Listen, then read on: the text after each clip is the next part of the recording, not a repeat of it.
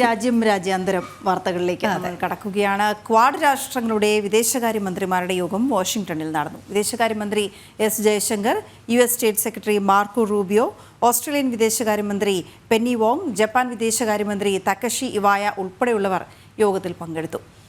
International ഡെസ്കിൽ നിന്ന് ഐസൺ ജോസ് ചേരുന്നുണ്ട് വിവരങ്ങളുമായി. ഐസൺ, ഈ ചർച്ചയുടെ നടന്ന കൂടിക്കാഴ്ചയുടെയൊക്കെയും പ്രാധാന്യം എന്താണ്? വീണ, ഈ കൂടിക്കാഴ്ചകളെ സംബന്ധിച്ചിടത്തോളം ഏറെ പ്രാധാന്യമർഹിക്കുന്നത് ഈ മേഖലയിലെ ഇൻഡോ പസഫിക് മേഖലയിലെ സൈനിക സുരക്ഷയും അതുപോലെ തന്നെ അനുബന്ധ സുരക്ഷയും ഉറപ്പാക്കുക, സൈനികേതര സുരക്ഷ ഉറപ്പാക്കുക എന്ന ലക്ഷ്യമാണ് ഈ 4 രാഷ്ട്രങ്ങളും ഇത്തരത്തിലൊരു സഖ്യം രൂപീകരിച്ചതിൻ്റെ അടിസ്ഥാനപരമായ അല്ലെങ്കിൽ പ്രാഥമികമായ ലക്ഷ്യം എന്നതാണ് യാഥാർത്ഥ്യം. നമുക്കറിയാവുന്നതാണ്, ഈ ക്വാഡ് രാഷ്ട്രങ്ങളുടെ യോഗം ഇന്ന് നടന്നിരിക്കുന്നത് സെപ്റ്റംബറിൽ നടക്കാനിരിക്കുന്ന ലീഡേഴ്സ് മീറ്റ്. ഇപ്പോൾ വിദേശകാര്യമന്ത്രിമാരുടെ യോഗമാണ് നടന്നതെങ്കിൽ ലീഡേഴ്സ് മീറ്റ്, അതായത് രാഷ്ട്രത്തലവന്മാരുടെ മീറ്റ് 2025 സെപ്റ്റംബറിൽ ഭാരതത്തിൽ നടക്കാനിരിക്കുന്നു എന്നതാണ്.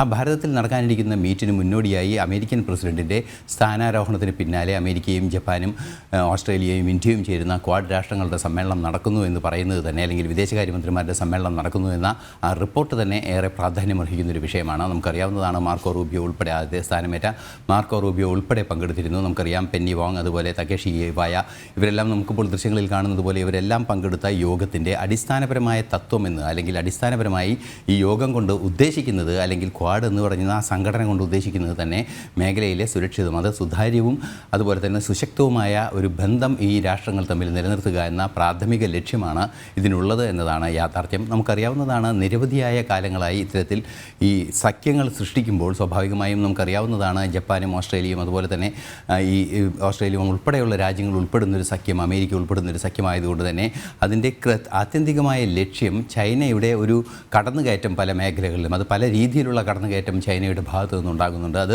പല രീതികളിലാകാം. അത് ഒരു പക്ഷേ ശ്രീലങ്കയിലാണെങ്കിൽ ഹമ്പൻതോട്ട തുറമുഖത്തിൻ്റെ രീതിയിലാവാം. അത്തരത്തിൽ പലയിടങ്ങളിലും പനാമ കനാലിലെ വിഷയങ്ങളുണ്ട്.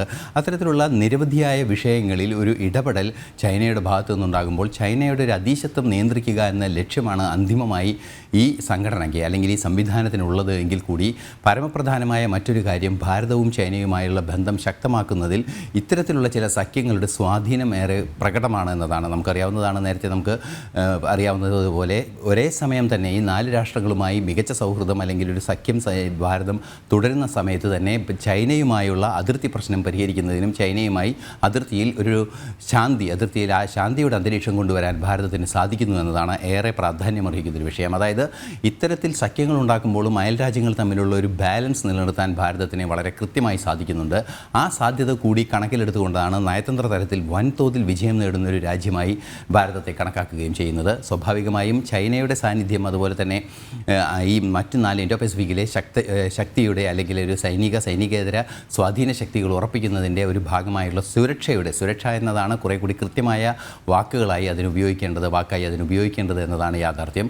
നിലവിലെ സാഹചര്യത്തിൽ ഈ യോഗം ഏറെ പ്രാധാന്യമർഹിക്കുന്നു. ഫ്രൂട്ട്ഫുൾ ഡിസ്കഷൻസ് വെർ ഹാപ്പൻഡ് എന്നാണ് അദ്ദേഹം തന്നെ അറിയിക്കുന്നത്. സ്വാഭാവികമായും നമുക്കറിയാവുന്നതാണ്, അത്തരത്തിൽ മർമ്മപ്രധാനമായ ചർച്ചകൾ നടന്നിരിക്കുന്നു എന്ന ആ ഒരു സാഹചര്യം നിലനിൽക്കുമ്പോൾ കൂടുതൽ ശക്തമായ ബന്ധം ഇരു രാജ്യങ്ങളും ഈ 4 രാഷ്ട്രങ്ങളും തമ്മിൽ ഉണ്ടാകുന്നു. അതുപോലെ തന്നെ സെപ്റ്റംബറിൽ നടക്കാനിരിക്കുന്നു ആ ക്വാഡ് രാഷ്ട്രത്തലവന്മാരുടെ സമ്മേളനത്തിലും അതിൻ്റെ സ്വാധീനം ഉണ്ടാകുമെന്ന് തന്നെയാണ് മനസ്സിലാക്കാൻ സാധിക്കുന്നത്. അങ്ങനെയെങ്കിൽ നമുക്കറിയാവുന്നതാണ്, വരാനിരിക്കുന്ന കാലത്ത്, അതായത് വൻതോതിലുള്ള പശ്ചാത്തല സൗകര്യ വികസനത്തിനുള്ള സാധ്യതകൾ തുറക്കുന്നതിനും ഏവിയേഷൻ സൗകര്യങ്ങൾക്കുള്ള സാധ്യത തുറക്കുന്നതിനും അതുപോലെ തന്നെ സീ റൂട്ടുകൾ ഓപ്പൺ ചെയ്യുന്നതിനുമുള്ള വലിയൊരു സാധ്യത തുറന്നു വരുന്നൊരു സാഹചര്യം നിലനിൽക്കുന്നുണ്ട്.